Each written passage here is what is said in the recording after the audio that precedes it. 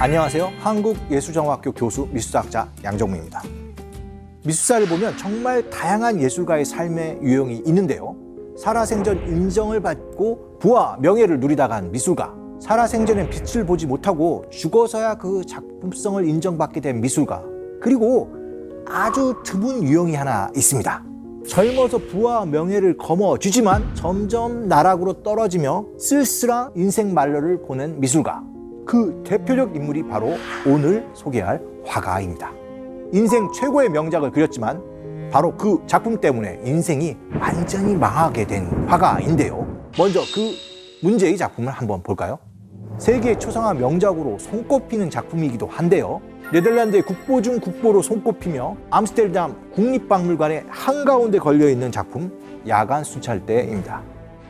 이 작품을 그린 화가 누군지 아시나요? 바로 네덜란드의 국민화가로 손꼽히는 빛의 거장 렘브란트입니다. 젊은 시절부터 예술적 재능을 마음껏 꽃피우며 천재 화가로 불렸던 렘브란트.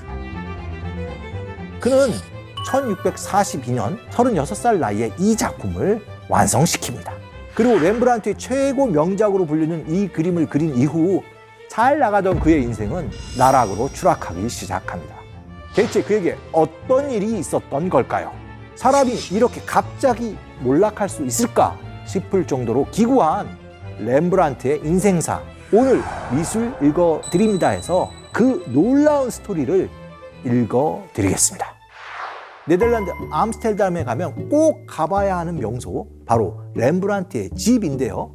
지상 3층, 지하 1층으로 이루어진 대저택입니다. 네덜란드 신흥 부호천에 자리 잡고 있는 이 대저택을 렘브란트가 구매한 건 1639년 1월 5일, 그의 나이 33살 때였죠. 당시 렘브란트가 산 집의 가격은 무려 13,000길더. 이 시기에 암스테르담 평균 주택 가격이 1,200길더 정도였다고 하니까 그가 산 집이 얼마나 초호화 주택이었는지 잘 알겠죠. 하지만 이 초호화 주택을 구매하는 일 정도는 전혀 무리가 되지 않을 정도로 그때 이미 그는 스타 작가로 네덜란드 전역에 이름을 날리고 있었습니다. 이 당시 렘브란트에게는 한 점당 500길더, 평균 집값의 절반 정도에 이르는 고가의 초상화 주문들이 밀려 있었고요. 그의 판화는 100길더씩 판매됐습니다. 바로 이 작품이 그 100길더 판화인데요. 100길더는 당시 노동자의 4달치 월급에 준할 정도였는데요. 웬만한 작가들의 유아 한정값이었습니다. 판화라고 보기에는 굉장히 다양한 효과들, 영암의 대조, 유려한 선, 아마 그 작품성 때문에 유아 작품 가격으로 거래됐다고 볼 수 있습니다. 한 번 만들어 놓으면 마구 찍어낼 수 있는 판화 한 점이 그 정도로 비싼 가격에 팔렸던 거죠. 게다가 연간 100길더씩 수강료를 내더라도 렘브란트에게 그림을 배우는 예비 작가들이 수두룩하게 있었는데요. 이런 것들을 종합해 볼 때 그의 연간 소득은 3,000길더 이상이었습니다. 연간 소득으로 보면 집 2채 정도는 매해 사들일 수 있는 정도의 재력이 있었던 거죠. 1647년의 기록에 따르면 그의 재산은 무려 40,000길더 이상이었다고 합니다. 정말 그림 실력으로 성공한 엄청난 재력가였던 거죠. 당시 그가 스스로의 모습을 그린 초상화를 볼까요? 31살 때의 모습을 그린 선술집의 방탕아라는 작품인데요. 탕자가 매운 물에서 방탕하게 노는 장면을 그리면서 자신은 탕자로, 부인 사스키아는 작부로 출연시킨 겁니다. 자신을 이렇게 거침없이 표현한 그의 모습에서 약간의 오만함까지 느껴지죠. 또 하나의 그림은 1640년에 그려진 자화상인데요. 이 그림에서 역시 암스테르담 최고의 작가로서 전성기를 누리며 부와 명예를 누리고 있는 렘브란트의 자신감 있는 모습이 잘 나타나 있습니다. 머리에 멋진 모자를 쓰고 연극배우 같은 옷을 입으면서 높은 데서 내려보는 그의 눈길에는 성공한 화가의 자신감이 당당히 들어가 있고요. 손 아래에는 그의 이름 렘브란트가 일종의 브랜드처럼 쓰여져 있습니다. 그리고 당시 잘 나가는 화가 렘브란트의 실력을 한눈에 볼 수 있는 그림이 있는데요.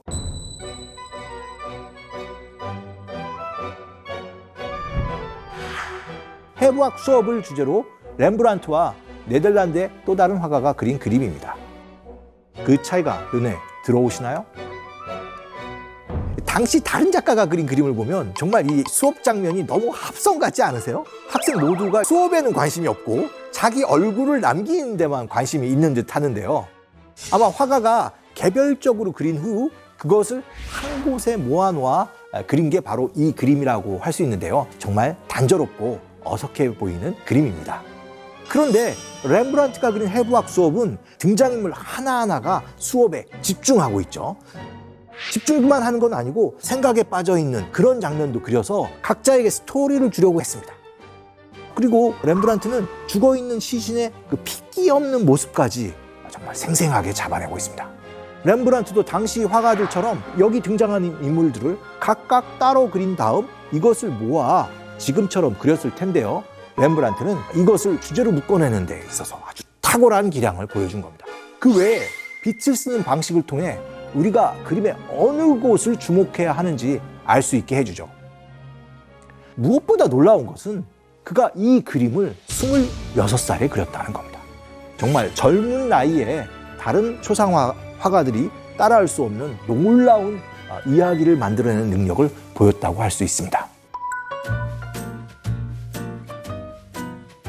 혹시 여기 카메라 감독님은 딱 들으시면 아실 텐데 렘브란트 라이팅 혹시 아시나요? 인물을 잡아낼 때 가장 표준적으로 쓰는 조명 기법입니다. 약간 45도 위에서 조명을 주게 되면 얼굴의 절반은 빛에 노출이 되고 그림자가 코를 중심으로 만들어지면서 삼각형이 그려지게 되는 게 특징적인 렘브란트 라이팅인데요. 전체적 형태를 입체감 있게 하면서 얼굴의 특징을 잘 잡아내는 그런 조명법이라고 할 수 있는데요. 이런 그림을 그린 작품들을 한번 보자면 바로 이런 작품들이 있습니다. 초기에 그린 그의 자화상인데요. 이때 이미 그는 렘브란트 라이팅이라는 조명 기법을 사용하고 있습니다. 그리고 정말 그는 계속해서 요즘으로 치면 셀카 찍듯이 자기 얼굴을 그리게 되는데요. 자화상을 놓고 보시면 렘브란트의 특유의 조명을 계속 확인할 수가 있습니다. 때로는 더 역광을 주기도 하고 정면으로 옮기기도 하면서 자신의 얼굴을 다양한 각도로 실험하면서 이렇게 표현했는데요. 그가 이렇게 셀카를 미술을 통해서 보여주는 것은 자신에 대한 관심도 있지만 이런 다양한 조명법을 실험하기 위해서 시도한 것으로 볼 수도 있을 것 같습니다. 빛의 화가 렘브란트가 가장 잘 나가던 시기에 의뢰받았던 그림이 바로 우리가 처음 봤던 그림 야간 순찰대였습니다. 이 그림의 원제는 프란스 반닝콩크 대장의 민병대 집단 초상화인데요. 제목 그대로 민병대의 모습을 그린 것입니다. 총 16명이 100길더씩의 돈을 모아서 그림을 의뢰한 1600길더짜리 대작이었죠. 지금 이 건물은 렘브란트의 야간 순찰대가 걸려 있었던 이 부대의 본부 건물이라고 할 수 있는데요. 지금은 호텔로 쓰이고 있습니다. 그런데 이 그림이 1715년에 시청으로 옮겨지게 되면서 그림의 상당 부분이 좀 잘려나가게 됐던 것이죠. 네덜란드의 민병대는 평상시에는 생업에 전념하다가 국가에 큰일이 생기면 전투에 참가해서 국가를 위해 싸우는 사람들인데요. 그러다 보니 민병대는 자신들의 존재에 대한 자부심이 넘쳤고요. 실제로 사회적으로 매우 힘이 있는 집단이었죠. 그리고 민병대는 자신들의 집단 그림을 상당히 많이 의뢰했는데요. 현재도 이 같은 민병대의 단체 초상화가 대략 57점 정도가 남아있다고 합니다.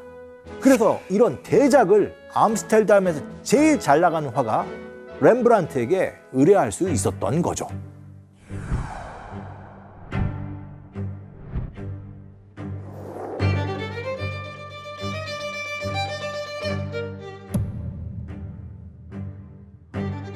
야간 순찰대는 렘브란트의 대표작으로 꼽히는 만큼 그림의 예술성 역시 정말 뛰어납니다. 저에게 초상화 중에 명작을 꼽으라면 저는 이 그림을 꼭 꼽는데요. 인물 모두가 살아 숨쉬는 듯 활동적으로 보이죠.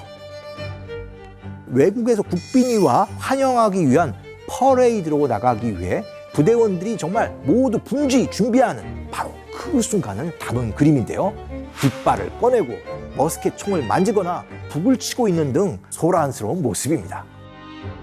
무기나 갑옷 역시 하나로 통일된 것이 아니라 각자의 개성이 보이게 그려졌습니다.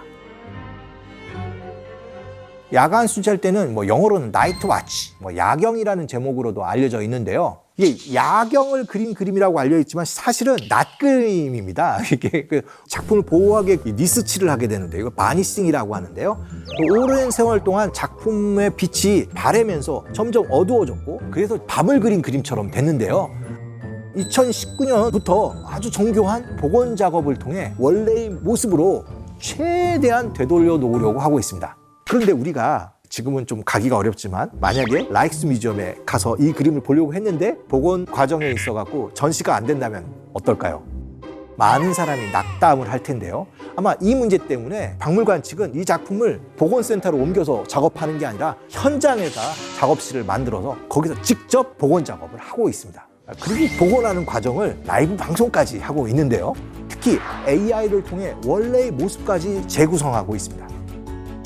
이를 통해서 렘브란트의 집단 초상화의 모든 디테일이 더 살아나게 되고 렘브란트의 빛의 표현이 얼마나 놀라운지, 특히 이것이 그의 강렬한 연극적 조명 효과에 의해서 극대화되고 있다는 것들이 계속 밝혀지고 있습니다. 그런데 예술적으로도 초상화적으로도 뛰어난 이 그림이 완성된 후 잘 나가던 화가 렘브란트는 몰락의 길을 걷게 됩니다. 대체 그에게 무슨 일이 일어났던 걸까요? 먼저 당시 상황을 정확히 알기 위해 렘브란트가 아닌 다른 화가가 의뢰받아 그린 민병대 그림을 볼까요? 렘브란트 그림과 확연한 차이가 보이시나요? 누군가만 돋보이게 빛이 쓰이지 않고 골고루 얼굴을 그린 것이 눈에 잘 들어오죠. 그림 속 모든 인물들은 그림을 잘라 누구 한 명만 봐도 각각의 초상화처럼 보이도록 정면을 응시하고 있습니다. 화면을 n분의 1로 나눌 수 있는 구도라는 겁니다. 이제 혹자는 이걸 단칼에 목을 벨 수 있는 구도라고도 하는데요. 똑같이 서 있고 똑같은 구도이기 때문에 아주 단조로운 걸 약간 비판적으로 표현하는 평론가도 있습니다. 그러니까 렘브란트가 그린 민병대 그림, 야간 순찰대는 당시 일반적인 그림의 모습과는 완전 달랐던 것입니다. 그리고 실제로 돈을 낸 사람들은 그렇게 잘 부각되게 그려진 건 아니라는 겁니다. 좋게 보면 한 명 한 명이 개성이 있어 보이지만 전체적으로 이렇게 보면 좀 규율이 없는 오합지졸의 군대로 보일 여지도 있습니다. 물론 렘브란트는 엄격한 규율보다는 자율에 의해 움직이는 시민군의 모습을 보여주고 싶었다고 할 수 있을 겁니다. 어쨌든 당시 네덜란드를 지키고 있던 강력한 그룹이었던 민병대들로부터 렘브란트는 점점 악평을 사게 된 것으로 보입니다. 이후에도 렘브란트는 자신만의 작품성을 고집하면서 점차 대중의 취향과 멀어지게 됐고 사람들에게 이런 평가까지 받게 됩니다. 철학적인 초상화를 그리는 화가. 이게 무슨 말일까요? 어려운 그림을 그린다고 화가 렘브란트를 은근히 깎아내리는 것이었죠. 특히 그의 자유분방한 붓터치도 물감이 똥물처럼 흘러내린다 라고까지 하며 혹평했습니다. 렘브란트는 당시 평론가들과 사이가 좋지 않았던 거죠. 그래서 그는 평론가들을 조롱했던 그림도 그리는데요. 거만하게 앉아있는 한 남자 옆에 몰려든 사람들이 잘 보이시죠? 평론가 옆에서 아첨하는 사람들의 모습을 그린 건데요. 이 아첨하는 사람들이 바로 이 평론가에게 잘 보이려고 했던 당시 화가들이겠죠. 그런데 그 옆에 가장 눈에 띄는 한 남자, 바지를 내리고 쪼그려 앉아 큰 일을 보는 모습인데요. 평론가들의 말은 듣지 않겠다는 렘브란트 자신의 모습을 그린 겁니다. 그리고 종이를 닦고 있는데 그 종이가 뭘까요? 평론가들의 글을 그런 식으로 조롱했다고 볼 수 있을 것 같습니다. 이런 일련의 사건들로 인해 최고의 화가였던 렘브란트의 명성은 점점 떨어졌고요. 당연히 그림 의뢰도 줄어들 수밖에 없었죠. 야간 순찰대라는 그림을 발표한 이후 그의 인생이 180도 확 달라지게 된 겁니다. 화가로서의 평판이 점점 좋지 않았던 렘브란트, 줄어드는 작품물에 떨어지는 그림 가격, 전부 그를 궁핍하게 만들었을 텐데요. 엎친 데 덮친 격으로 그는 투자까지 실패해버립니다. 33살에 렘브란트가 엄청 비싼 대저택을 구입했잖아요. 그런데 그 집은 렘브란트가 한 번에 완벽하게 산 게 아니었습니다. 요즘으로 치면 대출을 끼고 샀던 것이죠. 렘브란트가 집을 인수할 때 지불한 값은 집값의 4분의 1 정도였는데요. 나머지 잔금은 연리 5%로 나눠내는 조건이었습니다. 당시 수입을 보면 사실 집값은 언제든지 갚을 수 있는 정도의 돈이었죠. 하지만 이건 그림을 계속 잘 팔았을 때 얘기잖아요. 그림 주문이 뚝 끊기자 당연히 이 저택 비용도 갚을 수가 없었습니다. 1653년부터는 잔금 상환 압박이 거세졌습니다. 결국 네덜란드에서 가장 잘 나가던 화가 렘브란트는 1656년에 개인 파산을 신청하고 말았습니다. 살 때는 13,000길더였던 집이 팔 때는 그 값도 다 받지 못한 채 11,000길더에 팔렸습니다. 문제는 집을 팔아도 빚을 다 갚을 수 없었다는 겁니다. 개인 파산 이후 일종의 신용불량자가 된 렘브란트는 그림을 그리는 족족 압류되었습니다. 그럼에도 불구하고 그는 그림을 꾸준히 남깁니다. 이때 그가 그린 자화상을 볼까요? 젊었을 때 그의 모습과 확연히 달라진 점이 보이시죠?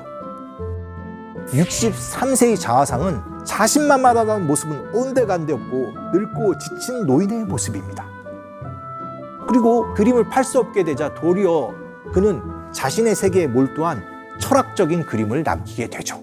이 과정에서 탕하의 규환처럼 여러 명작까지 남기게 되는데요. 30년 전 젊었을 때 그린 같은 주제의 그림과 비교하면 너무나 달라졌습니다. 경제적으로 실패했지만 예술가로서는 한 걸음 더 나아가게 된 겁니다.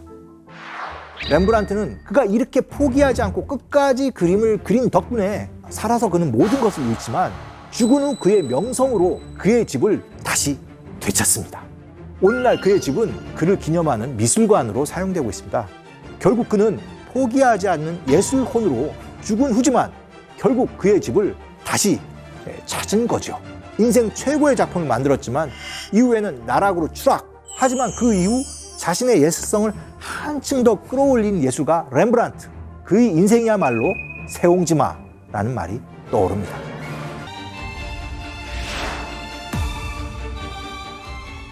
안녕하세요. 한국예술정음학교 교수 미술사학자 양정무입니다.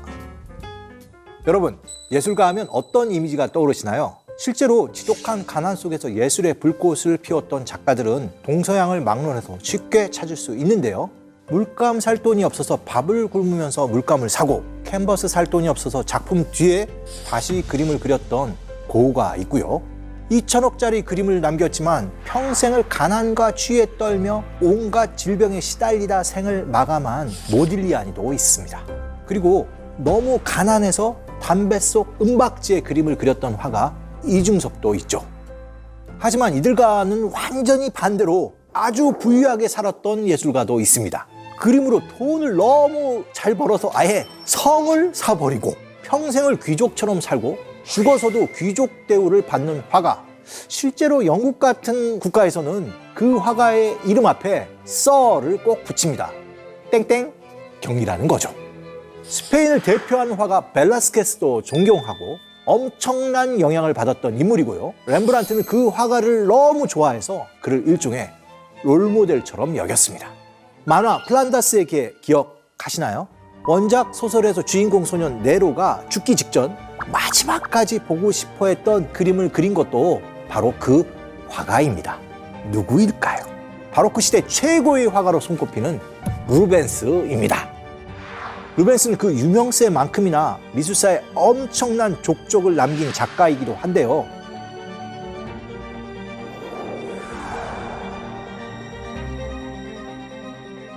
루벤스가 남긴 유효작품은 대략 3,000여 점. 그가 산 63년 생애로 따지자면 20세부터 매년 70점씩, 한 달에 6점씩 그려야 나올 수 있는 수입니다. 당시 일반적 화가의 평생 작품 수가 100에서 200여 점을 넘지 않은 걸 보면 그의 작품의 생산량은 경이롭다고 할 정도입니다. 놀라운 것은 그가 남긴 작품의 크기도 대부분 어마어마하다는 겁니다. 프랑스 앙리 4세의 부인 메리데 메디치의 생애를 그린 그림의 경우 높이 4m, 폭이 3m입니다.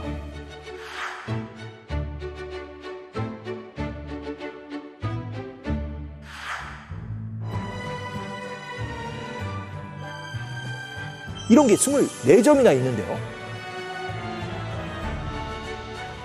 지금 프랑스 파리 루브르 박물관에 전시되어 있고 직접 가서 보면 그 규모에 압도되어 버리죠. 그런데 이런 위대한 화가가 살아생전 악독고용주, 아첨하는 비굴한 작가라는 손가락질을 끊임없이 받았다면 믿어지십니까? 그가 이렇게 비난받았던 이유는 그의 성공에 숨겨진 비밀 때문이었는데요. 대체 루벤스의 성공에는 어떤 이야기가 숨겨져 있는지 오늘 미술 읽어드립니다에서 모두 밝혀드리겠습니다. 누군가에게 역사상 가장 위대한 미술가를 뽑아보라면 아마도 사람들의 의견이 다 갈릴 것입니다. 그렇지만 역사상 가장 성공적인 미술가를 선정하라면 어렵지 않게 많은 사람들이 한 작가를 떠올리게 될 텐데요. 그가 바로 루벤스입니다. 부동산 투자에 실패했던 렘브란트와 달리 루벤스는 대저택뿐만 아니라 성을 소유했던 부동산 투자 성공가이기도 했습니다. 노년을 편하게 보내기 위해 구입했던 그의 성을 볼까요? 당시 거래 가격을 보면 일반인의 상상을 초월하는데요. 무려 9만 길더에 달하는 금액. 현재로 환산하면 100억대 수준입니다. 성뿐만 아니라 주변에 광활한 땅까지 사들이면서 스스로를 스탠성에 사는 스탠경이라는 호칭으로 불렀습니다. 그리고 그는 자신의 성을 풍경화로도 남깁니다.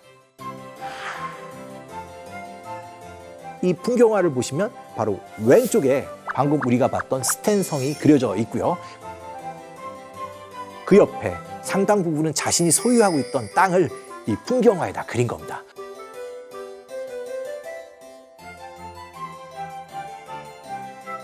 원래 풍경화가 이런 겁니다. 자기 땅을 그리는 것이죠.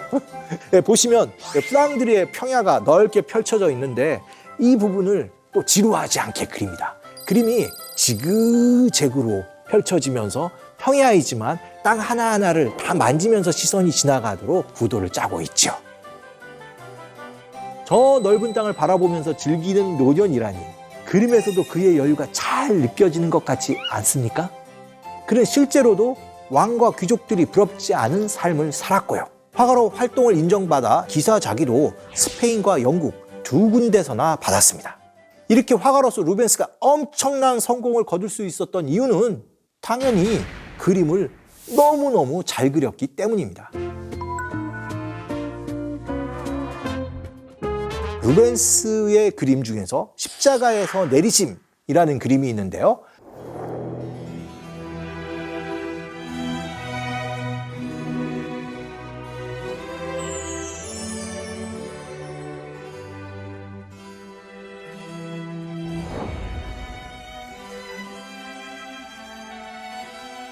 이 그림은 만화, 영화 플란더스의 개에서 네로가 마지막 그 순간에 보고 죽은 바로 그 그림입니다. 루벤스를 평가할 때 플랑드르의 이탈리아인이라는 표현을 쓰기도 하는데요. 그는 미술사에서 북부 유럽 미술과 남부 이탈리아 미술을 통합한 최고의 마에스트로로 평가받고 있습니다. 그 통합의 실력이 바로 십자가에서 내리심 이 그림에 들어있다고 할 수 있습니다. 루벤스의 생애 중에서 그의 20대는 대부분 이탈리아 유학 기간이었습니다. 그가 로마에서 주목했던 작품이 뭐였냐면 바로 고대 조각 라오콘상이었습니다.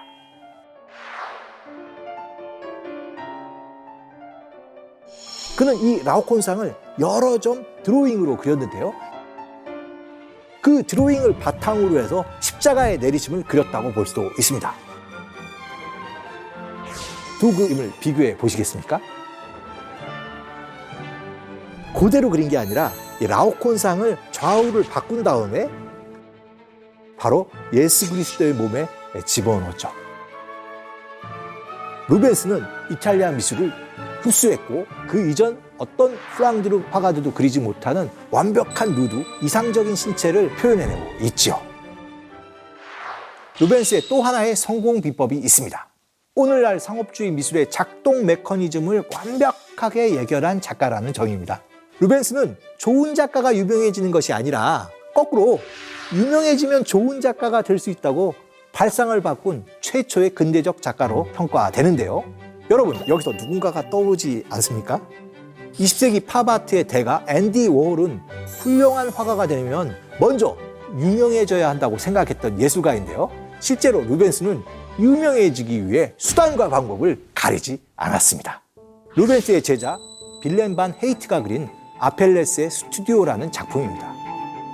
고대 그리스의 전설적인 화가 아펠레스의 작업실을 그린 상상화이지만 루벤스의 앤트워프 작업실을 기초로 그린 것으로 추정되는데요. 실제로 이 그림을 그린 화가가 루벤스의 제자였고 루벤스는 당시에 북유럽의 아펠레스로 불렸습니다. 이 그림을 보면 벽에 여러 그림이 잔뜩 걸려 있는데 그의 작업실에도 이렇게 그림이 많이 걸려 있었다고 합니다. 자기 그림뿐만 아니라 다른 작가의 그림도 수집해서 팔기도 했으니까 루벤스는 당시 기준으로 보면 아트 딜러의 역할도 했던 겁니다. 그런데 루벤스는 여러 화가들을 고용해서 각각 자신의 기량에 맞는 부분을 그리도록 한 것으로 유명했는데요. 자신이 스케치를 그리면 그것을 옮기는 작가, 얼굴만 그리는 작가, 옷을 그리는 작가, 장신구를 그리는 작가, 배경을 그려넣는 작가 등 각각의 단계를 완벽하게 나눠서 체계적으로 작업을 해왔던 겁니다. 그림을 그릴 때 제자들의 도움을 받는 것은 이미 중세 때부터 일반화됐지만 루벤스의 경우 이러한 중세 도제식 공방 운영을 아예 공장식으로 바꿨던 것이죠. 작업 단계를 세분화했을 뿐만 아니라 제자와 조수들의 재능을 파악해 이들을 적재적소에 배치해서 그림을 단계별로 수준 높게 완성시켜 나간 겁니다. 물론 마지막 단계에서 루벤스는 자신의 서명을 멋들어지게 집어넣는 것을 잊지 않았습니다. 이렇게 완성된 그림이 모두 루벤스의 작품이 된 거죠. 루벤스가 평생 3,000여 점의 유화 작품을 완성시켰던 비밀이 바로 이것이었습니다. 이런 루벤스의 작업 방식을 보고 주변에서 제자들과 동료들의 재능을 착취하는 악덕 고용주라고 비판했던 거죠. 하지만 많은 작품을 생산할 수 있다고 해서 부자가 될 수 있는 건 아니잖아요. 수요가 있어야 생산도 계속되고 돈도 벌 수 있죠. 그래서 루벤스가 작품 활동만큼이나 중요하게 생각했던 요소가 있습니다. 바로 파티와 이벤트입니다. 그의 작업실은 언제나 상류층이 모이는 사교의 장이었는데요. 거기 열리는 파티는 자연스럽게 그의 작품을 홍보하는 장으로 이어졌습니다. 루벤스는 그 자리에서 굉장한 쇼맨십도 보였는데요. 엄청난 붓터치로 그림을 빨리 그리면서 동시에 비서에게 시를 불러주고 편지를 받아 적게 하고 또 여기에서 다른 조수들에게 작업 지시도 능수능란하게 보내는 등 1인 3역, 때로는 4역, 5역 그 정도의 완벽한 일처리 능력을 보여서 사람들을 감동시켰던 거죠. 당연히 그걸 본 방문객들은 그림 주문으로 이어졌던 거죠. 그의 이런 모습을 보고 귀족들에게 아첨하는 비굴한 작가란 꼬리표가 달리기도 했습니다. 당시 미술은 공방에서 마스터와 조수 그리고 제자들이 함께 제작한 것을 봐야 하는데요. 영화나 드라마, 심지어 만화 영화를 만들 때 감독 혼자 하는 것이 아니라 스태프들이 함께 참여하는 것과 비슷하다고 봐야 할 겁니다. 이 공동의 작업이지만 결국 최종적으로는 화가의 능력이 드러날 수밖에 없습니다. 일단 루벤스의 그림 실력이 워낙 탁월했기 때문에 그의 총감독에 의해서 연출된 멋진 그림들이 대규모로 생산되었다고 봐야 할 겁니다. 루벤스는 화가이면서 자기 매체만을 고집하지도 않았습니다. 이걸 또 뒤집어 보면 돈이 되면 뭐든지 했다고 볼 수도 있는데요. 섬유, 건축 설계, 파티 인테리어 등 어느 분야든지 주저없이 참여했습니다.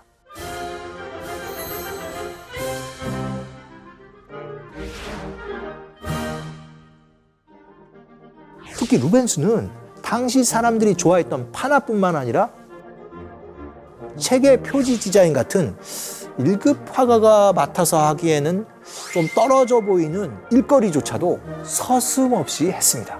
그런데 이런 작업도 그의 명성을 유지하는 데 효과적이었다는 것을 그는 알고 있었던 것 같습니다. 책이나 판화는 당시에는 미디어였습니다.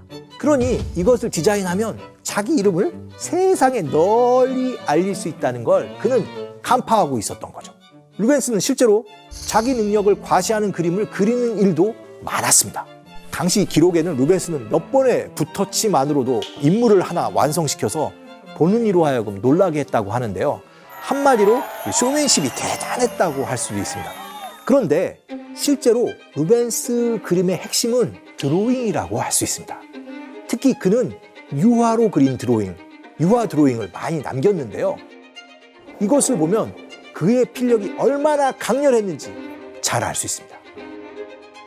지금 보시는 이 그림도 하나는 완성작, 다른 하나는 그의 유화 스케치인데요. 유화 스케치를 보게 되면 필력 하나하나 춤추는 듯하죠. 어떻게 보면 200년 후 프랑스 낭만주의 또는 인상주의 그림을 예견하는 것 같기도 합니다.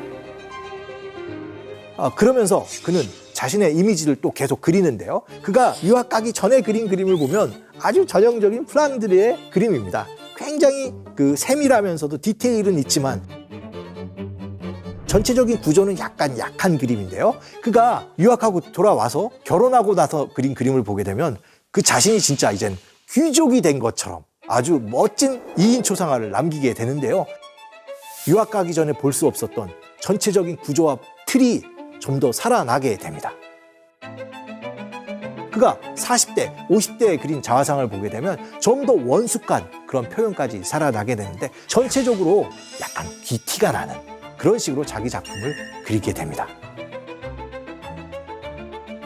그리고 루벤스가 자신의 이름을 알리는 재능은 작업실에서만 빛난 것은 아니었습니다. 미술계 스캔들을 이용한 마케팅의 원형도 루벤스의 생애에서 찾아볼 수 있는데요. 루벤스가 50세가 넘어서 그린 그림을 하나 볼까요? 모피만을 두른 채 서 있는 이 누드화의 주인공은 누구였을까요? 바로 루벤스의 새 신부였습니다. 루벤스는 1626년 자신의 첫 번째 부인이 흑사병으로 사망하자 4년 후 재혼을 합니다. 루벤스의 나이 53살에 16세의 어린 신부를 아내로 맞이한 겁니다. 그리고 이 결혼을 통해 그가 여전히 왕성하게 활동 가능하다는 걸 보여주는데요. 북유럽의 비너스라는 별명을 가졌던 새 신부 헬레나 프루망. 루벤스는 생애 마지막 10년간 제작된 그림 속에 사랑스러운 신부를 수도 없이 그려 넣는데요.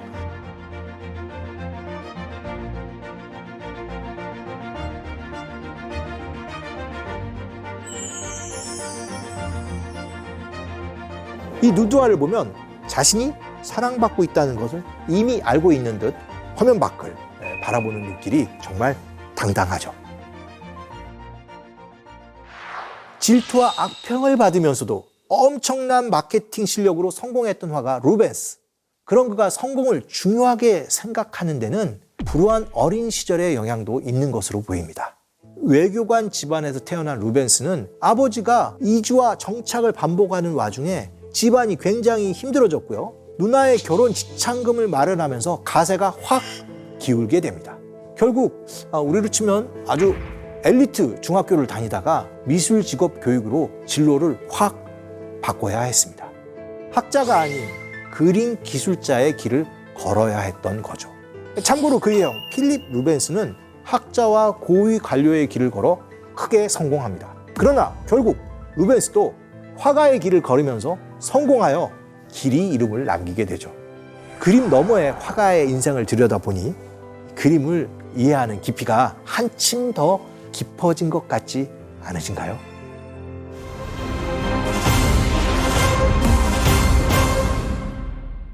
안녕하세요. 한국예술종합학교 교수 미술사학자 양정무입니다. 지난번 여러분께 미술계 위작 스캔들을 소개해 드렸는데요. 미술사에서 위작 스캔들만큼이나 뜨거운 문제가 하나 더 있습니다. 위작은 그래도 몰래 그 작가인 척 그렸잖아요. 근데 오늘 소개해 드릴 내용은 살아있는 작가의 눈앞에서 그 작가의 서명까지 똑같이 따라 베껴 그린 사건입니다. 르네상스 천재화가 미켈란젤로도 당하고 막장 드라마의 원조 호가스도 당했던 최고의 화가들에게서 일어난 최악의 표절 사건들, 그리고 표절범을 벌 주기 위해 벌인 재판 끝에 돌아온 어처구니 없는 판결. 지금 들으면 모든 창작자들이 뒷목을 잡을 만한 충격적인 이야기, 그 엄청난 사건들의 내막을 바로 읽어드리겠습니다. 오늘은 먼저 여러분께 미술사에서 아주 유명한 명언 하나를 공유하려고 합니다. 현대 미술의 아버지라고 불리는 예술계의 거장 피카소가 했다고 알려진 말인데요. 좋은 작가는 베끼지만 위대한 작가는 훔친다. 위대한 작가는 다른 예술가의 작품을 많이 보고 모방하며 성장하고 결국엔 그걸 뛰어넘는 더 훌륭한 작품을 만든다는 얘기라고 볼 수 있습니다.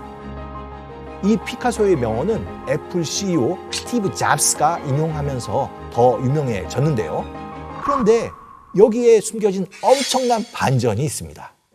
바로 스티브 잡스마저 피카소의 명언으로 알고 있던 이 말이 사실은 피카소가 한 말이 아니라는 것입니다.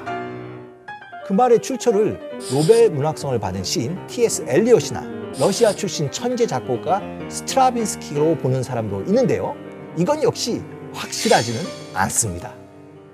이 명언의 시초가 불분명한 것만큼이나 과거 예술사에서 모방에 대한 경계가 매우 불분명했습니다.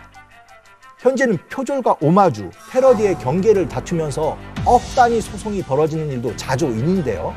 그렇다면 예술 저작권이 없던 과거에는 표절 문제에 어떻게 대처했을까요? 미술사에서 최초로 표절 문제가 법적으로 거론된 것은 바로 16세기 초 베네치아에서였습니다. 소송을 건 인물은 당대 최고의 인기화가 알브레히트 듀러였는데요.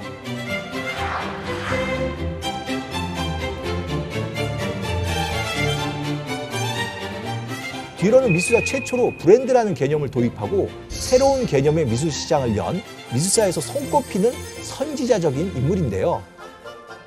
듀러가 활동하던 당시에 미술은 오늘날의 영상 산업만큼 번창했습니다. 그런데 엄청난 인기에도 불구하고 많은 사람들은 미술 작품이 너무 비싸서 소유할 엄두를 낼 수 없었습니다. 듀러는 이런 시대적 상황을 읽고 판화 기술을 미술에 적용, 복제 예술이라는 새로운 장르를 만들어냅니다.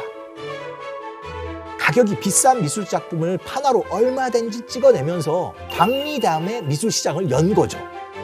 게다가 동시대 판화가들이 기존에 유행하던 성모 마리아나 성인의 이야기를 담은 판화를 찍어낼 때 듀러는 차별화 전략을 펼칩니다. 당시 종말론이 유행하자 종말론을 담은 판화를 만든 겁니다. 1498년 듀러가 목판으로 제작한 묵시록의 네 기사라는 작품입니다. 요한계시록 6장에 담긴 내용을 그린 것인데요. 그림 속에 다양한 기사들이 보이죠. 자세히 보시면 오른쪽에 화살을 든 기사가 있는데요. 정복을 의미하고 있고 그 옆에 칼을 든 기사는 전쟁을 의미하고 있습니다. 그리고 저울을 든 기사가 가운데 일분을 끄는데요. 그 기사는 기근 또는 질병까지 상징할 수도 있고 저울을 보니까 요즘 우리가 좀 걱정하는 인플레이션을 얘기하는 거 아닌가 이런 생각도 잠깐 듭니다. 그리고 맨 왼쪽 아래에 해골의 기사가 있는데요. 죽음을 상징합니다. 네 봉인이 열리고 대역병과 전쟁, 인플레이션, 기근을 상징하는 죽음의 기사가 세상에 내려오고 있는 장면을 담은 것입니다. 그리고 그림 속에 또 하나 주목할 게 있는데요. 바로 가장 아래에 있는 마크입니다. 이 마크는 그의 이름 앞글자 A와 D를 따서 만든 듀러 공방의 트레이드 마크인데요. 듀러는 자신의 공방에서 나온 모든 판화에 이 마크를 붙입니다. 미술사에서 최초로 브랜드라는 개념을 도입한 거죠. 소비자의 니즈를 충족한 독창적인 주제의 그림과 그 그림의 품질을 보증하는 마크까지 붙이니 그림은 날개 돋친 듯이 팔렸습니다. 독일에서 활동하던 듀러는 이 판화로 유럽 전역에서 엄청난 인기를 끌게 됩니다. 그런데 1505년 인기화가 듀러는 친구에게 충격적인 편지 한 통을 받게 됩니다. 편지를 읽자마자 화들짝 놀란 듀러는 그 길로 베네치아로 달려갑니다. 그 편지에 쓰인 내용은 대체 무엇이었을까요? 현재 베네치아에서 표절한 가짜 듀러의 판화가 마구잡이로 팔리고 있다라는 이야기가 편지 속에 적혀 있었습니다. 베네치아에 도착한 듀러가 보게 된 판화를 한번 볼까요? 성모의 아버지 요아킴이 재물을 바치려는 장면을 그린 판화인데요. 하나는 듀로 공방에서 만든 오리지널 작품, 다른 하나는 베네치아에서 만든 가짜입니다. 어떤 게 진짜 듀로의 작품일까요? 바로 왼쪽이 듀로의 작품입니다. 자세히 보면 오른쪽은 선이 경직되어 있고 세부도 모호하게 처리했습니다. 명암의 차이도 미묘함이 좀 떨어진다고 할 수 있는데요. 하지만 언뜻 보면 정말 티가 안 날 정도로 잘 베꼈죠. 심지어는 표절한 판화에 듀로의 트레이드 마크까지 그대로 복제에 집어 넣었습니다.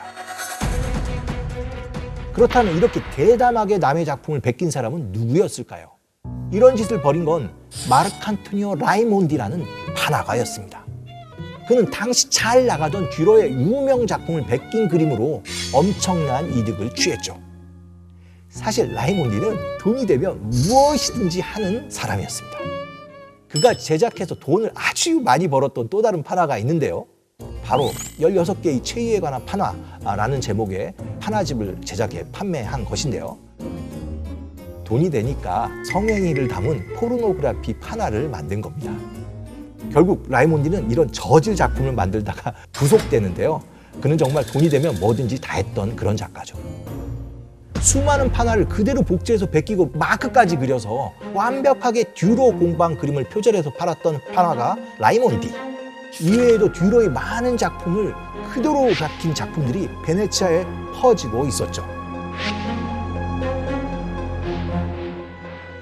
이런 작품들이 한둘이 아니고 계속 쏟아지는 걸 본 듀로는 결국 라이몬디를 고소합니다. 베네치아에서 법정 소송을 벌이게 된 것이죠. 미술사에 공식적으로 기록된 첫 번째 표절 재판이었습니다. 듀로와의 표절 재판 후 그에게 내려진 판결은 무엇이었을까요? 베네치아 정부는 라이몬디에게 이렇게 명령합니다. 그림에서 사인만 빼라. 지적 재산권에 대한 개념이 없던 시대였기 때문에 오히려 표절을 한 라이몬디에게 유리한 편파 판결이 내려진 겁니다. 그리고 피해자 듀로에게는 이렇게 인기가 많으니 자랑스러워하라 라는 말을 하죠.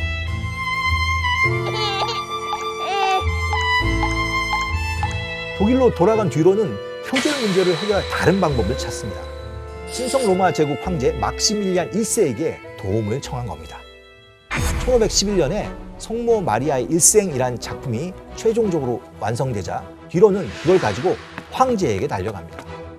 듀로의 SOS를 받은 황제는 듀로의 작품은 더 이상 다른 사람이 복제할 수 없다라는 독점 권한을 인정해 줍니다. 이후 듀로의 판화 표지가 확 달라지는데요. 아예 표절하지 말란 살벌한 경고문을 박아 넣는 겁니다. 대략 이런 내용인데요. 두려워하라. 제국의 통치 아래에 있는 그 누구도 내 판화를 찍어내거나 조잡한 모방품을 만들어 팔 수 없다. 내가 이 권리를 영광스러운 황제 막시밀리안에게서 받았음을 모르는가? 그러라. 만일 그대가 악의와 탐욕으로 이를 어기게 된다면 그대의 재산이 압수될 뿐만 아니라 그대의 몸도 안전하지 않을 것을 명심하라. 베네치아의 표절 소송에서는 소득이 없었지만 황제의 힘을 등에 업고 저작권 방어에 성공한 거죠. 그렇다면 재판 이후 라이몬디는 어떻게 됐을까요? 아무래도 베네치아의 인기가 좀 껄끄러웠는지 장소를 옮깁니다. 교황의 도시이자 카톨릭의 수도 로마로 간 것인데요. 거기서 뭘 했을까요? 네, 또 다른 작가의 작품을 베낍니다. 당대 최고의 화가 미켈란젤로의 작품을 표절해서 판화로 만든 건데요. 왼쪽은 미켈란젤로의 작품 카시나 전투, 오른쪽은 라이몬드가 표절한 작품입니다. 왼쪽에서 세 남자의 모습만 딱 따오면 거의 같은 그림이죠.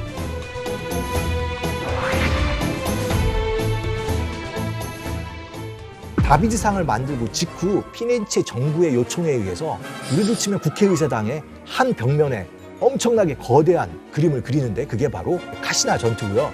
참고로 그 맞은편에는 레오나르도 다빈치가 배틀 오브 앙기아리 전투를 그려갖고 그야말로 미켈란젤로와 레오나르도 다빈치의 맞대결이 벌어졌던 미술사의 전무후무한 결투였는데요. 안타깝게도 미켈란젤로의 제품은 지금 우리가 보는 이 파나로만 전해오는데요.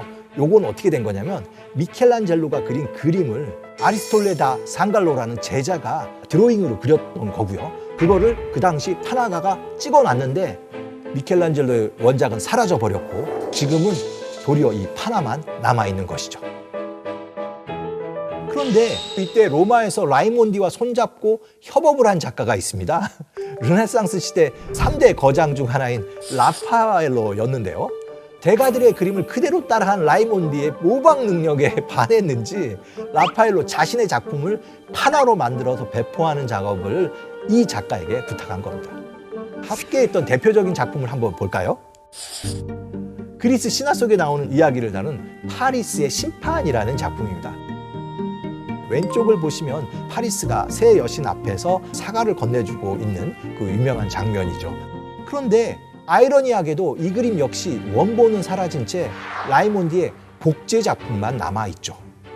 라이몬디는 소송 이후 베네치아는 떠났지만 오히려 더 큰 시장에 가서 더 많은 작품을 베껴 팔았던 겁니다.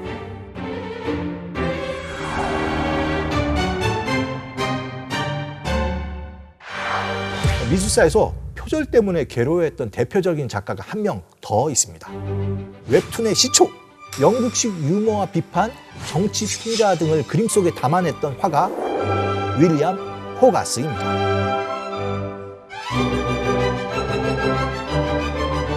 요즘 막장 드라마보다 더 막장 같았던 호가스 연작 기억하시나요? 막장 드라마 같은 스토리를 담은 연작 판화를 제작하고 그 시대에 없던 판화 구독 시스템까지 만들어 대박을 친 화가. 자세한 내용이 궁금하시면 미술 그어드립니다. 세 번째 편을 보시면 됩니다. 호가스 연작 어느 창녀의 일대기의 인기가 너무 많아지니까 그 작품을 산 사람들이 그걸 그대로 다시 판화로 제작해 팔기 시작합니다. 당시 상황을 정리해보면 호가스는 작품을 먼저 유화로 선 공개한 다음에 정기 구독을 신청하면 그것을 판화로 제작해 배달해주는 사업을 벌였죠. 강큰 표절범들은 그림을 사는 척 호가스의 작업실에 가서 그림을 봅니다. 그리고 그걸 암기를 해서 그대로 따라 그려서 해적판을 만들게 되는데요. 그 결과를 한번 보시겠습니까? 호가스가 완성했던 그림은 왼쪽인 겁니다. 보시면 약간 뭐 구성이나 이런 것들은 굉장히 비슷한데 주인공의 얼굴이라든지 여러 감정 표현 같은 것들은 되게 어색하죠.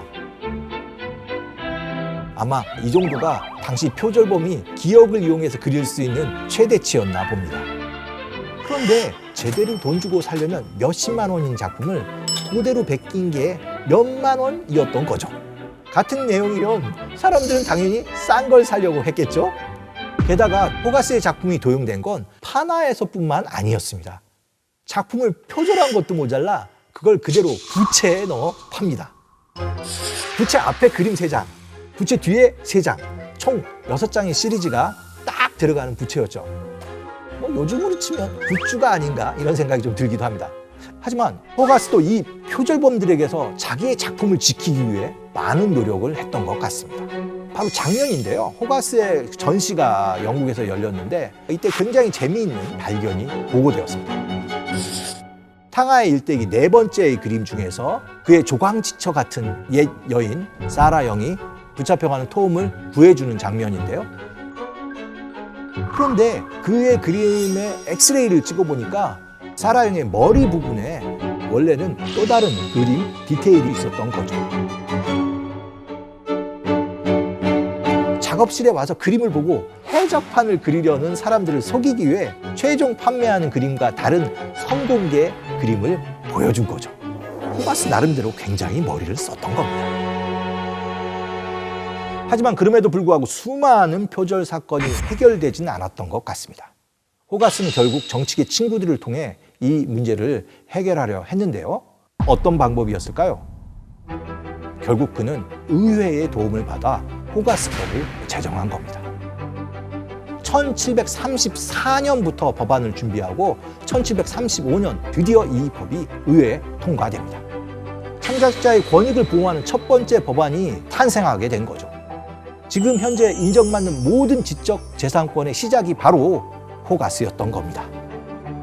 1731년 어느 창녀의 일대기가 성공한 이후 사람들은 눈이 빠지게 호가스의 후속작을 기다리는데요. 호가스의 다음 작품 탕하의 일대기는 무려 4년 후인 1735년에 발표됩니다. 사실 호가스는 1735년 이전에 이 작품을 그렸지만 저작권법이 통과되기 전에는 공개를 하지 않았던 겁니다. 자신의 권리를 보장받을 수 있게 되자 그제서야 판매를 시작한 거죠. 만약 원작이 없고 복제본만 남아있으면 어떻게 될까요?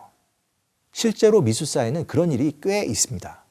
그중 가장 대표적인 작품은 만화의 풀바류의 점심이라는 작품인데요.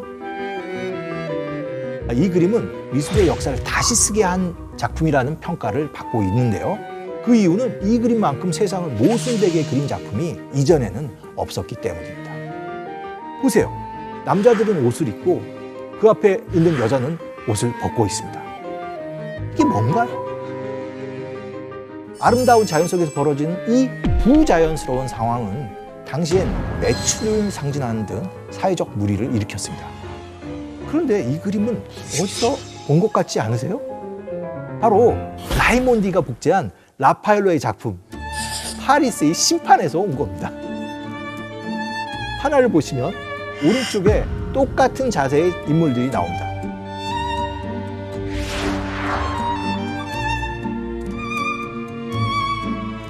물론 마네는 이 판화 작품을 르네상스의 대가 라파엘로의 것으로 생각했겠지만 실제로는 라이몬디 버전의 판화였습니다. 어쩌면 라이몬디 덕분에 마네는 새로운 영감을 얻을 수 있었던 거죠. 한편 마네는 이 그림에서 16세기 초 베네치아에서 그려진 풀바지의 콘서트라는 그림도 이용합니다. 벌거벗은 여성이나 자연 풍경은 바로 이 그림에서 따왔다고 볼 수 있죠. 아마 이렇게 보면 마네는 하나만 베낀 게 아니라 여기저기에서 베껴서 짜집기하고 있습니다. 그런데 우리는 마네를 표절했다고 보기보다는 전통적 모티브를 이용해 당시 사회를 강하게 비판했다고 평가합니다. 그만의 독창성에 더 무게를 주는 건데요. 어쩌면 모방과 창작은 종이 한 장 차이인 것 같습니다. 이 때문에 예술에 대한 평가는 언제나 어렵죠. 안녕하세요. 한국예술종합학교 교수 미술사학자 양정무입니다. 유럽의 수많은 왕 중 가장 긴 시간 동안 통치했던 왕 누군지 아시나요? 77년의 생애에서 무려 72년 동안 왕의 자리를 지켰던 인물, 프랑스의 태양왕 루이 14세입니다. 프랑스 최고의 전성기를 이끌며 스스로를 신격화시켰던 루이 14세. 그런 그가 특히 집착했던 게 있는데요. 바로 초상화입니다. 그는 평생 동안 700개 이상의 초상화를 그렸다고 하는데요. 제2기간으로 환산해보면 1년에 10개 이상의 초상화를 그린 겁니다. 그 많은 초상화 중 루이 14세가 가장 마음에 들어했던 한 초상화는 무엇일까요? 바로 이것입니다. 루이 14세가 가장 아꼈던 초상화. 그런데 이 초상화 속에는 엄청난 비밀이 숨겨 있습니다. 루이 14세가 가장 들키고 싶지 않은 비밀이 숨어있는 이 그림! 오늘 미술 읽어드립니다에서는 이 그림 속에 숨은 태양왕 루이 14세의 진실을 알려드리겠습니다. 성문만 25개, 그 안에 분수가 200여 개, 5,000명가량이 거주할 수 있게 만들어진 450여 개의 방, 여의도 공간의 3배에 이르는 어마어마한 규모를 자랑하는 궁전, 바로크 양식의 정수를 보여주는 프랑스의 대표적인 건축물, 바로 베르사유인데요. 이 베르사유를 만든 인물이 바로 태양왕 루이 14세입니다.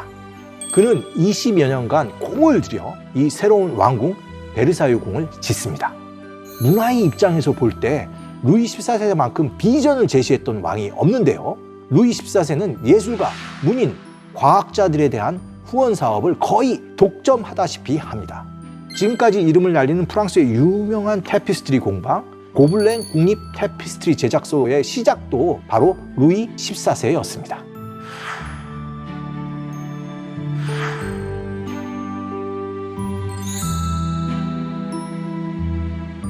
그가 이렇게 예술가 후원에 힘쓰게 된 이유는 바로 베르사유 때문인데요. 아름다운 궁전을 짓는 과정에서 훌륭한 장인들이 많이 필요하다는 걸 느꼈기 때문입니다. 당연히 장인은 교육을 통해 만들어지잖아요. 그러니 자신이 학교를 지어 유능한 조각가, 화가, 건축가를 직접 양성을 했고 그중 실력 있는 작가를 데려와 베르사유 궁전을 짓게 한 겁니다. 미술 작가들을 교육시키고 거기에 일자리까지 챙겨주는 꼼꼼한 왕이었던 거죠. 그리고 루이 14세는 미술가를 통해 자신의 이미지를 신격화시키는 작업에 열중합니다. 그중에 그가 가장 많이 신경 쓴 것이 바로 자신의 초상화였고요. 여기서 그의 절대 왕권을 가장 강력하게 보여주는 초상화는 바로 앞서 소개했던 그 그림입니다. 루이 14세의 이미지를 떠올릴 때 가장 먼저 생각날 정도로 대중에게 널리 알려진 초상화인데요. 높이가 2.7m, 폭이 1.9m에 달하는 이 거대한 초상화는 루이 14세의 전신보다도 더 크게 만들어진 작품입니다. 지금은 원본이 루브르에 있지만 원래는 베르사유 궁 아폴론 방에 걸려 있었습니다. 이 아폴론 방은 루이 14세의 아련실로 사용되었던 방입니다. 이 방이 정중앙에 우리가 봤던 이 그림을 걸어놨을 정도로 그는 이 그림을 아주 사랑했던 거죠. 루이 14세는 이 초상화에 대한 애정이 얼마나 깊었던지 사람들에게 이 그림을 자신과 똑같이 대하라고까지 했는데요. 그 명령을 들은 사람들은 루이 14세가 방에 없어도 왕을 대하듯이 이 초상화에 존경을 표해야 했고 심지어 이 초상화 앞에서 등을 보이는 것도 왕을 모독하는 것으로 간주했다고 합니다. 사실 이 그림은 루이 14세가 누군가에게 선물하기 위해 그려졌던 그림인데요. 손자인 앙주 공작이 왕위 계승을 위해 스페인으로 떠나게 되자 손자에게 선물하기 위해 제작했던 겁니다. 그런데 스페인에 가야 할 초상화가 왜 베르사유에 자리 잡게 된 걸까요? 거기에는 두 가지 설이 있는데요. 첫째는 이 그림을 보자마자 루이 14세가 너무 마음에 드는 거예요. 그래서 이걸 주기에 조금 아까워서 자기가 가지기로 했다는 설이 있고요. 두 번째는 다른 나라 국왕에게 주기에는 그림이 너무 화려하고 폼을 많이 잡잖아요. 그래서 다른 그림을 그려서 대신 선물했다는 설이 전해오고 있습니다. 아마 이 그림이 스페인에 간 손자에게 선물해준 또 다른 그림인데요. 배경과 의상은 다르지만 자세와 표정만은 똑같죠. 어쨌든 리고가 그린 초상화를 자신이 갖게 된 루이 14세는 얼마나 마음에 들었는지 이 그림을 하나로 만들어 배포까지 합니다.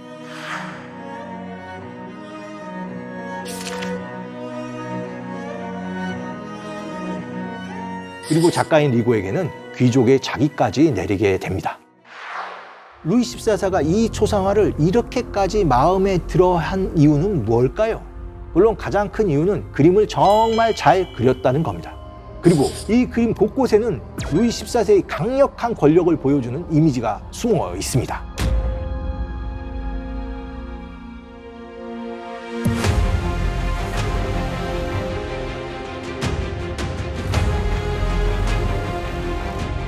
초상화 속 루이 14세가 두는 황금 백합꽃 문양이 수도인 남색 계열의 대과식 망토. 12세기부터 프랑스 왕의 문장에 나타난 남색은 대표적인 프랑스 왕실의 색이었습니다. 그리고 망토의 수노인 백합 역시 프랑스 왕가의 상징이었죠. 오른손에는 왕홀, 프랑크 보석이 박힌 왕관. 특히 그가 허리 옆에 차고 있는 칼은 샤를르마뉴 대제의 것입니다.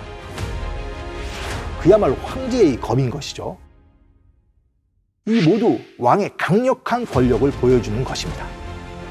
그리고 이런 장치는 더 많습니다. 루이 14세가 차고 있는 성령 기사단의 목걸이는 프랑스 최고 기사단을 가리키죠.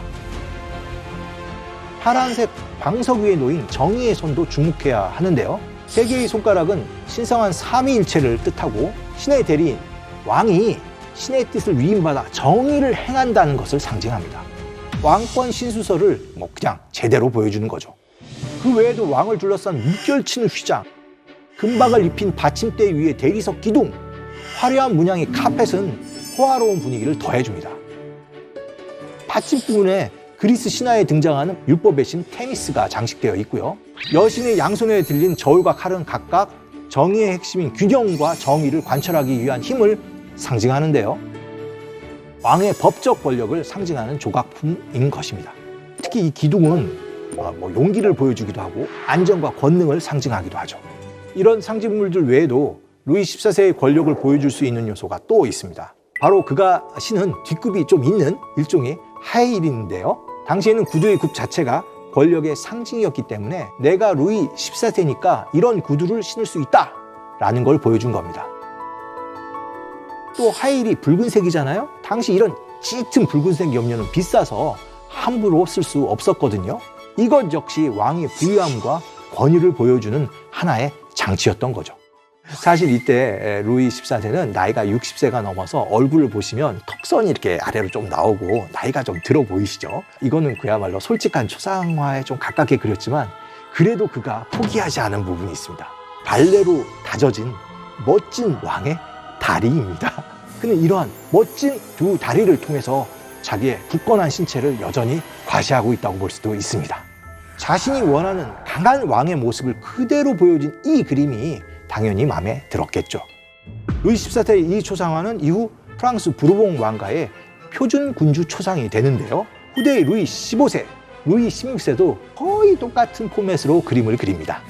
커튼과 기둥이 있는 공간 앞에 서서 머리는 정중앙에서 살짝 위쪽에 자리하고요. 포를 들고 칼을 찬 채로 망토를 촥 젖히는 이 모습.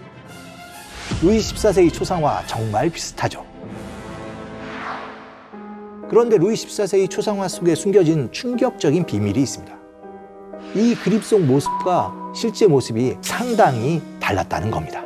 초상화 뒤에 숨겨진 루이 14세의 진짜 모습을 보여주는 그림이 있습니다. 허영의 시장이라는 소설로 유명한 영국의 작가 윌리엄 세커리가 1840년에 그린 풍자화인데요. 왼쪽에는 가발, 대레복, 하이힐 등 왕의 의상이 옷걸이에 걸려있는 모습입니다.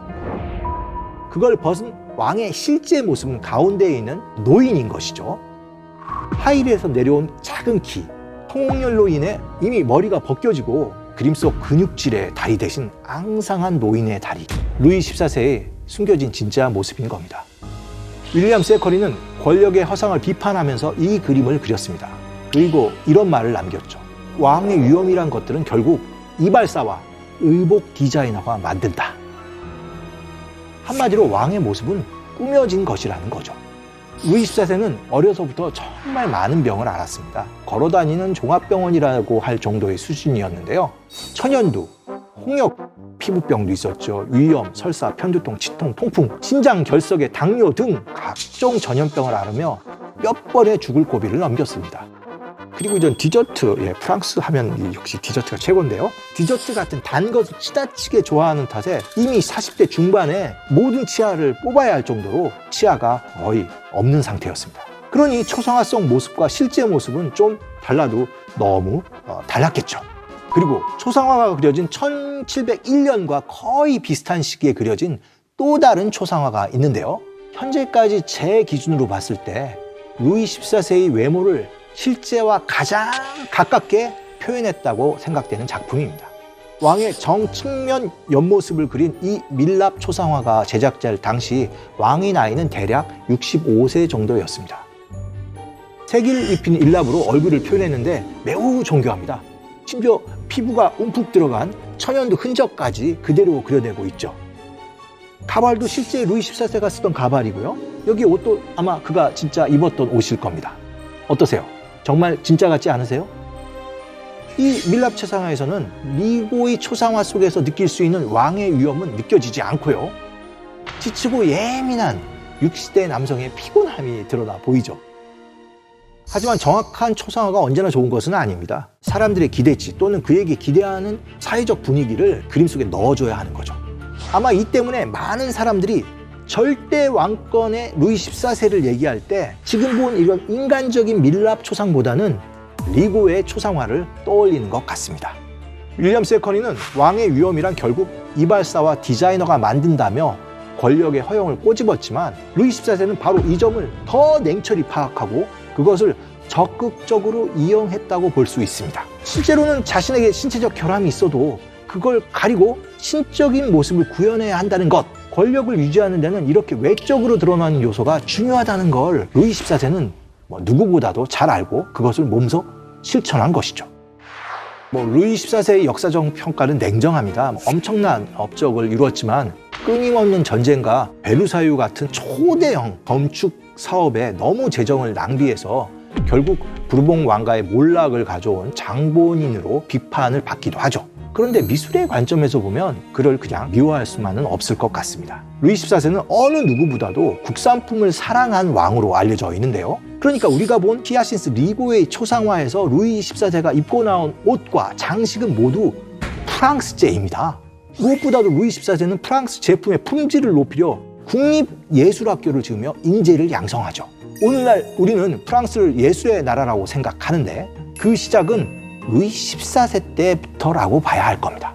그리고 우리의 마음을 끄는 화려한 프랑스 명품의 기원도 루이 14세에 의해 시작되었다고 볼 수 있는 것이죠.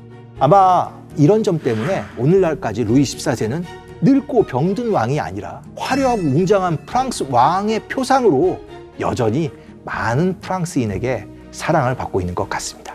히아신스 리고의 루이 14세 초상화는 바로 그런 영광의 이미지를 여전히 발산하고 있죠.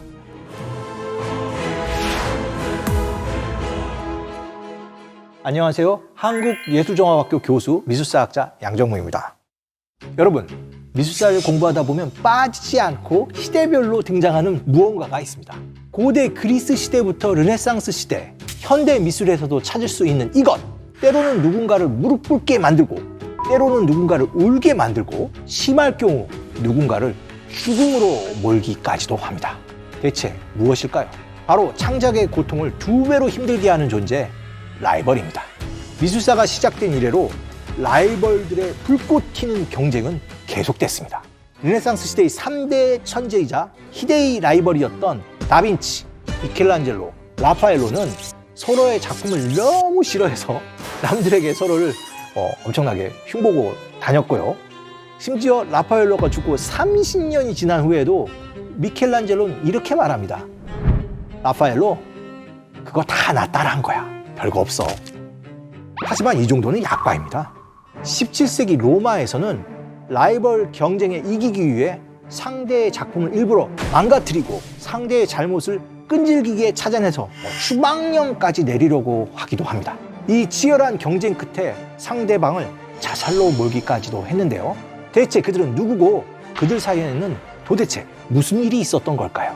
그 충격적인 경쟁 이야기를 들려드리겠습니다. 서양 미술사에서 기록을 찾을 수 있는 최초의 라이벌전은 언제일까요? 시계를 거꾸로 돌려 무려 기원전 고대 그리스로 가야 그 주인공을 만날 수 있는데요. 기원전 5세기 후반에 활동한 제욱시스가 자신의 그림 속에 포도를 그리자 새들이 진짜 포도인 줄 알고 쪼으려고 했다고 합니다. 새들이 착각할 정도로 그림을 잘 그렸다는 거죠. 이 이야기를 듣고 발끈한 인물이 있습니다. 제욱시스의 라이벌 파라시오스였는데요. 파라시오스는 사람들 앞에서 라이벌 제욱시스보다 자신이 뛰어남을 주장했습니다. 제욱시스는 새의 눈을 속였지만 나는 사람의 눈도 속일 수 있다. 이 소문을 듣고 발끈한 제욱시스는 당장의 파라시오스의 화실로 달려갑니다. 그리고 그림으로 사람의 눈을 속일 수 있다는 증거를 요구합니다. 그러자 파라시오스는 태연하게 그 그림이 커튼 뒤에 있다고 대답했죠. 라이벌의 도발에 열이 잔뜩 오른 제욱시스는 당장 커튼을 열어 젖히려고 합니다. 그런데 바로 이때 뭔가 잘못됐다는 걸 깨닫죠. 열어보라는 그 커튼 자체가 그림이었던 겁니다. 흥분한 제욱시스가 라이벌의 덫에 걸려버린 겁니다. 후대에 이 라이벌전을 모티브로 수많은 그림이 그려질 정도로 서양 미술사에서 빼놓을 수 없는 라이벌 스토리죠.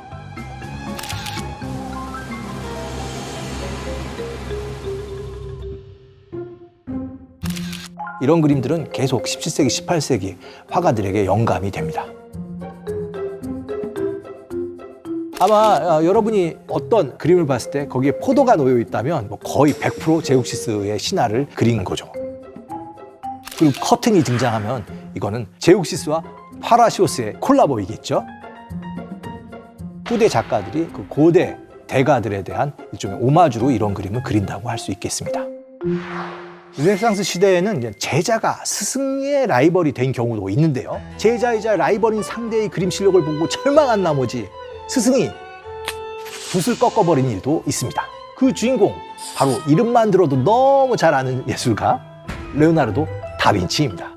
일찍부터 그림의 소질을 보였던 다빈치는 14살쯤 당시 피렌체에서 가장 활발하게 활동하던 베로키오의 문화에 들어가 본격적인 회화 수업을 받게 됩니다. 이건 당시 화가가 하는 일반적인 과정이었는데요.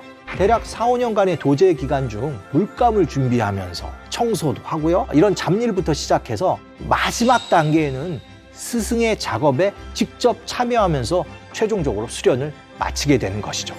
베로키오 공방에 들어간 지 3년 차가 된 다빈치는 자신의 실력을 드러낼 절호의 기회를 잡게 됩니다. 바로 스승의 그림에 참여할 수 있게 된 건데요.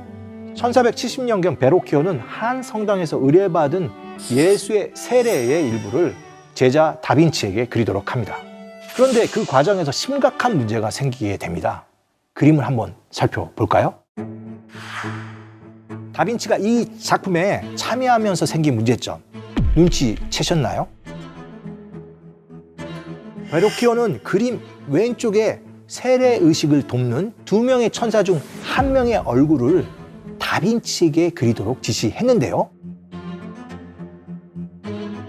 그의 그림 솜씨가 바로 옆에 스승이 그린 천사의 얼굴과 너무 비교가 된 겁니다.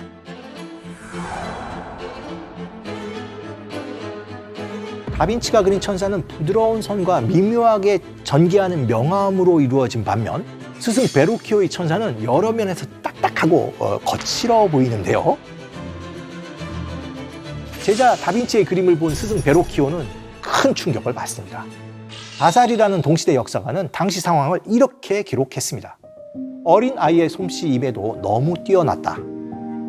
그가 그린 천사는 베로키오 자신의 것에 비해 너무나 아름다웠다.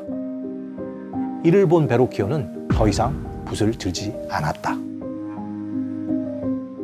사실 역사가의 기록과 달리 베로키오는 이후에도 그림을 그리긴 합니다. 하지만 이 그림 이후에는 회화보다는 조각에 훨씬 더 주력하는 모습을 보이죠. 다빈치는 모르겠지만 베로키오는 충분히 제자를 라이벌로 느꼈을 것 같습니다. 나의 라이벌이 너무나 뛰어나다고 느꼈을 때의 절망감, 그리고 그 라이벌이 바로 나의 제자라니 상상만으로도 끔찍하지 않으세요?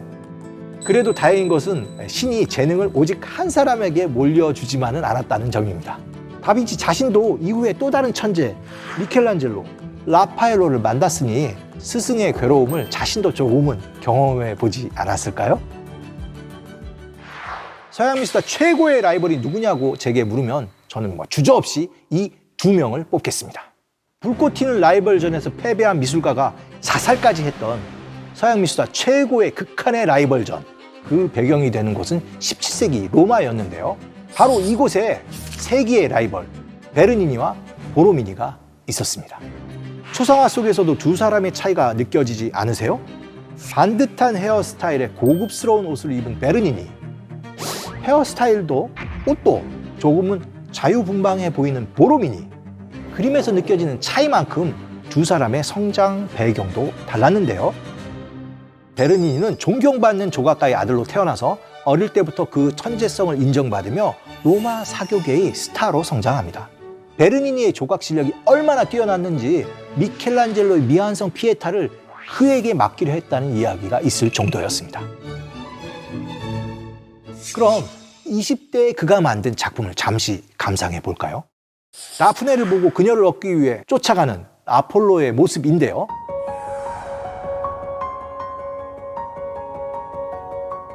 이 장면 직전에 아폴로는 큐피드를 놀리다가 사랑의 화살을 받고 다프네에게 한눈에 반합니다. 아폴로가 그녀를 잡으려는 그 순간에 아폴로의 사랑을 원치 않았던 다프네는 아버지에게 자신을 구해달라고 기도합니다. 그리고 이 같은 다프네의 바람은 이루어져서요, 그녀는 서서히 월계수 나무로 변해가죠. 바로 이 조각은 아폴로가 다프네를 막 잡으려는 그 순간 가장 극적인 상황을 포착하고 있습니다. 그녀의 손과 몸을 보시면 이미 나무로 점점 변해가고 있습니다. 특히 손끝에 보이는 이파리, 도망치고 싶은 다프네의 표정과 흐트러진 머리, 무엇보다 아폴로의 당황스러운 표정까지.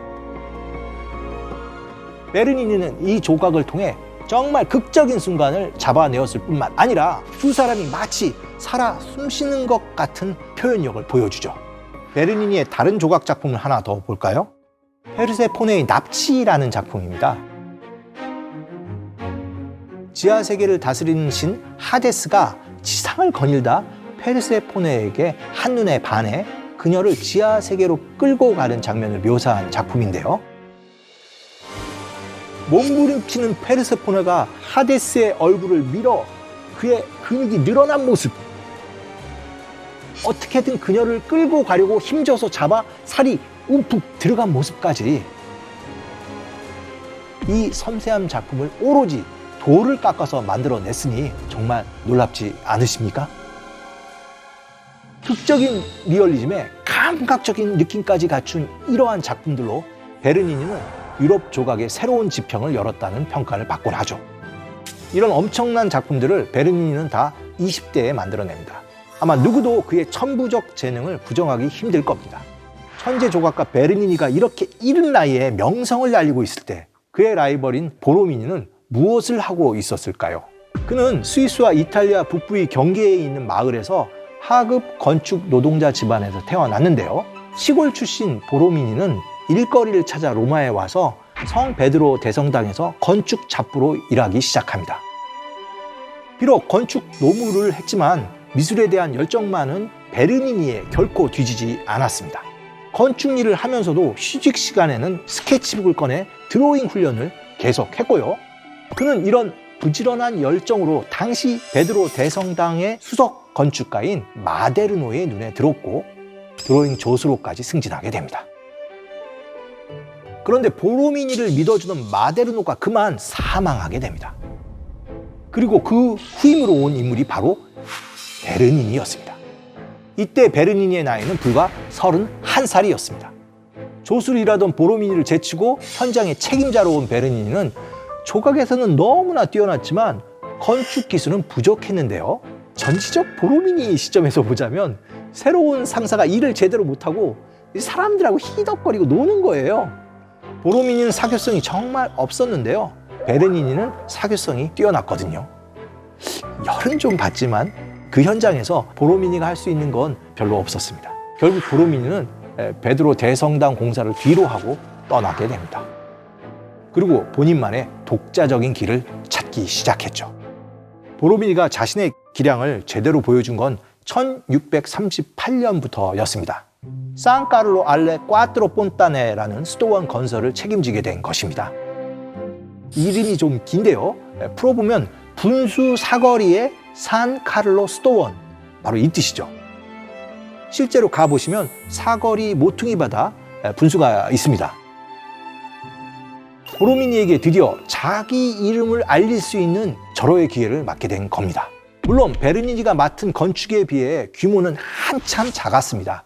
사람들은 보로미니가 짓는 이 수도원이 베르니니가 짓고 있는 성 베드로 대성당 기둥이 난간에 들어갈 정도로 작다고 조롱까지 했는데요. 하지만 완성된 결과는 너무나 놀라웠습니다. 그 모습을 볼까요? 왼쪽이 당시 일반적인 성당 건축물의 정면이고요.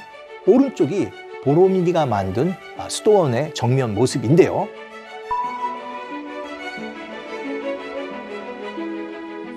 보로미니의 정면 파사드는 파도가 밀려오는 듯 리듬감으로 충만하고요. 화려한 디자인이지만 그걸 이루는 재료는 굉장히 저렴했고 구조적으로 거의 완벽해서 조각이나 별다른 장식이 첨부되지 않아도 아주 고상했죠. 가난한 수도원장은 보로미니가 보여준 뜻밖의 결과에 너무나 만족했고요. 이 새로운 건축물을 보려고 사람들이 각지에서 몰려왔다고 자랑합니다. 라이벌 베르니니의 밑을 박차고 나온 보로미니가 제대로 자기 능력을 보여준 거죠.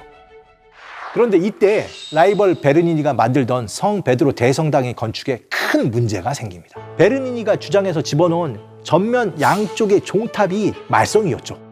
종탑의 무게 때문에 성당 전체에 균열이 일어나기 시작한 겁니다. 종탑은 황급히 철거됐고요. 엄중한 조사가 뒤따랐습니다.